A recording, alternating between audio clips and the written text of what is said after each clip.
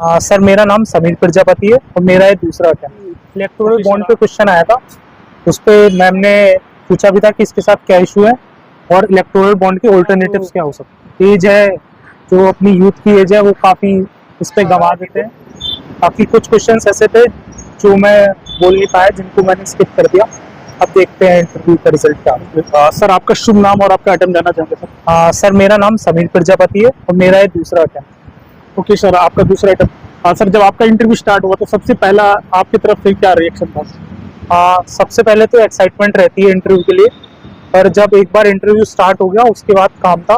और वो जो बोर्ड मेंबर थे उन्होंने भी जो क्वेश्चन पूछ रहे थे वो काफ़ी ऐसे थे जो ओपिनियन बेस्ड थे, जो हर कोई बता सकते थे। या डिटेल एप्लीकेशन फॉर्म से रिलेटेड क्वेश्चन हो रहे? जी सर, जो मेरा डेफ भराया गया था उसमें से काफ़ी क्वेश्चन आए, जैसे कि मेरे ग्रेजुएशन में से सिविल इंजीनियरिंग और जो मेरे ऑप्शनल है political science and international relations, उससे भी काफ़ी क्वेश्चन है। अभी इलेक्शन कमीशन भी काफी न्यूज में था, क्या इससे रिलेटेड वो इलेक्शन कमीशन? जी, इलेक्टोरल बॉन्ड पे क्वेश्चन आया था, उस पे मैम ने पूछा भी था कि इसके साथ क्या इशू है और इलेक्टोरल बॉन्ड के ऑल्टरनेटिव्स क्या हो सकते हैं। ओके सर, जब आपने आपका लास्ट में कुछ करंट अफेयर्स आईआर से रिलेटेड, जैसे कि आपका पीएसआईआर ऑप्शनल, उससे रिलेटेड कुछ क्वेश्चन? हाँ, जो अभी एफटीए साइन कर रहा है देशों के साथ, उस पर क्वेश्चन आया था कि एफटीए जो इंडिया साइन कर रहा है उनमें क्या इशूज आ रहे हैं। तो आईआर क्वेश्चन में एफटीए पे से क्वेश्चन आया। क्या थिंकर्स वगैरह से भी क्वेश्चन हो रहे हैं? जी नहीं, थिंकर्स पे तो अभी क्वेश्चन नहीं पूछा था क्योंकि समय भी काफी हो गया था, तो थिंकर्स पे तो क्वेश्चन नहीं पूछा। सर अभी यूपीएससी प्रीलिम्स 2024 काफी नजदीक है जी, तो सर आपने प्रीलिम्स की प्रिपरेशन कैसे करी थी और कोई कैसे प्रिपरेशन कर सकता है? सर प्रीलिम्स की प्रिपरेशन आप जो स्टैंडर्ड बुक्स हैं जैसे कि लक्ष्मीकांत वगैरह, स्पेक्ट्रम वगैरह, आप उनसे कर सकते हैं। प्लस आप करंट अफेयर्स के लिए जो विजन की पीटी 365 आती है आप उसे फॉलो कर सकते हैं।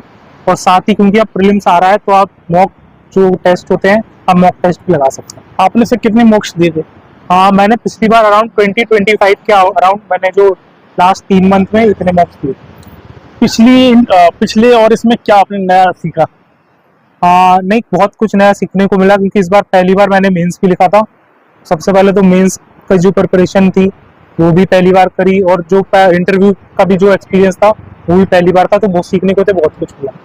ओके सर, अभी सीसेट काफी चैलेंजिंग हो रहा है, काफी लोग सीसेट से आउट हो रहे हैं और नर्वस भी हो रहे हैं, एग्जाम बहुत नजदीक है, तो सीसेट के लिए क्या प्लानिंग होगा? सीसेट के लिए मैं यही बोलूँगा कि आप थोड़े थोड़े सवाल रोज लगाते जाएं। दिन में अगर आप 4-5 सवाल भी लगाएंगे सीसेट का, तो सीसेट में आप चूज कर लीजिए अपने क्वेश्चंस कि आप किस टाइप के क्वेश्चंस जो आप सॉल्व कर पाते हैं, और जो आप एग्जाम हो तो उसमें भी उसी टाइप के क्वेश्चंस चूज करें और सिर्फ उन्हीं क्वेश्चंस को हल करें। तो एक्यूरेसी बहुत मैटर करती है। सर जैसे कंप्रीहेंशन है, तो उसको कैसे मैनेज करें? कंप्रीहेंशन अगर कुछ थोड़ा सा बताना चाहें। सर कॉम्प्रीहेंशन के लिए मैं ये कहूँगा कि आप प्रैक्टिस कर लें। जो पीवाईक्यूज में जो कॉम्प्रीहेंशन आए हैं, जो नए कॉम्प्रीहेंशन भी आते हैं वो भी उसी टाइप से आते हैं।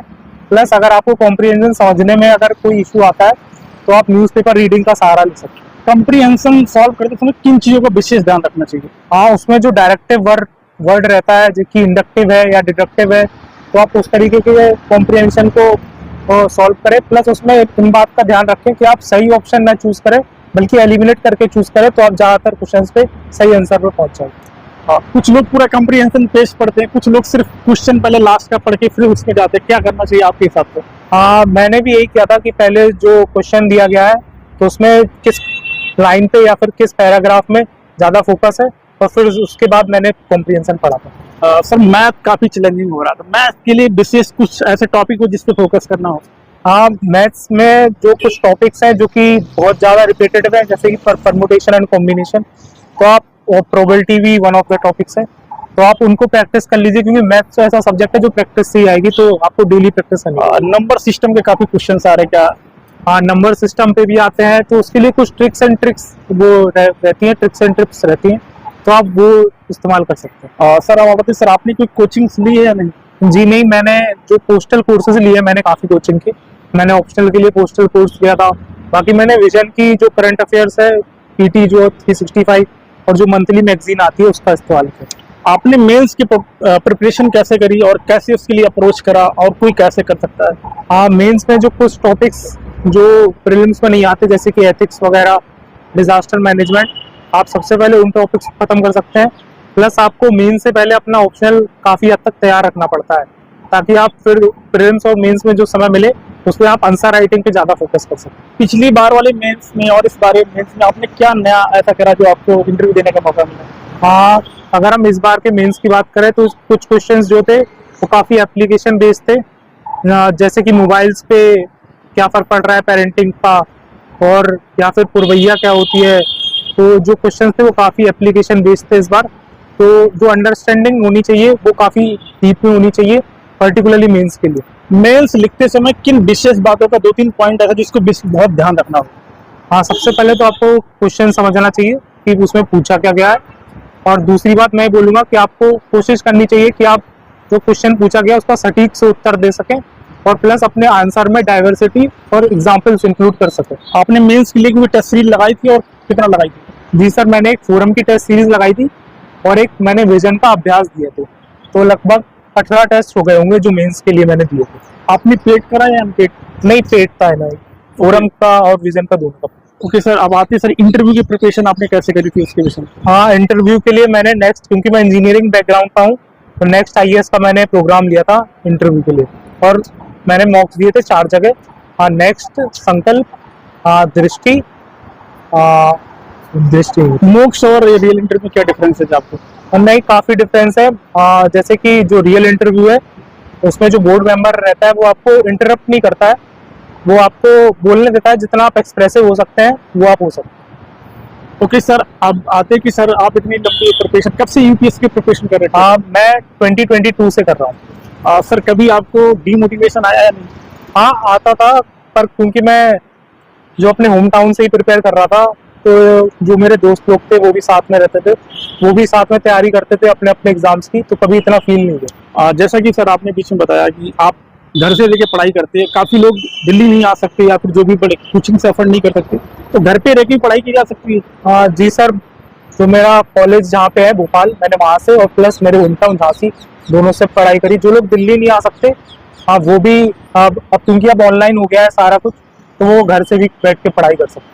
जो कोचिंग एफर्ट नहीं कर पा रहे उनको 2-3-4 बातें ऐसी क्या रखनी चाहिए जो कोचिंग कर रहे हैं उनसे कैसे बैलेंस कर पाए? हाँ, सबसे पहले तो जो मटेरियल आजकल काफ़ी जो है वो फ्री में भी मिल जाता है, प्लस आप स्टैंडर्ड बुक्स पे ज़्यादा ध्यान रखें, जैसे कि स्पेक्ट्रम, लक्ष्मीकांत वगैरह है, ये सबके पास अवेलेबल है, तो आप इन पर ध्यान दे सकते हैं। लास्ट में सर हमारे जो व्यूअर्स हैं उनको आप क्या मैसेज देना चाहते हैं? मैं यही मैसेज दूंगा कि यूपीएससी की जर्नी थोड़ी सी अनप्रिडिक्टेबल है, तो अपना मोटिवेशन और अपना कॉन्फिडेंस बनाए रखें और आप सफल हो जाए। सर प्लान बी काफी लोगों के दिमाग में चलता है, क्या आपको भी ऐसा लगता है कभी? मेरा इंजीनियरिंग बैकग्राउंड है, तो मेरा तो प्लान बी इंजीनियरिंग ही है, बाकी आपको शायद 2-3 अटेम्प्ट के बाद प्लान बी सोच लेना चाहिए। एक इकोनॉमिक्स है, शायद मुझे नाम नहीं रिकॉल कर पा रहा हूँ, उन्होंने कहा कि लोग यूपीएससी में आके फंस जाते हैं, आपका उस पर क्या व्यू है? संजीव सान्याल ने शायद कहा था। हाँ, कुछ हद तक वो ठीक भी है, क्योंकि लोग काफ़ी अपना जो एज है, जो अपनी यूथ की एज है, वो काफ़ी इस पे गंवा देते हैं, पर मैं ये तो नहीं बोलूँगा कि इसमें आके फंस जाते हैं। सर्टेनली जो यूपीएससी की प्रिपरेशन करता है, अगर हम उसके पिछले उससे कंपेयर करें, सर्टेनली उससे बेटर इंसान ही बनता है।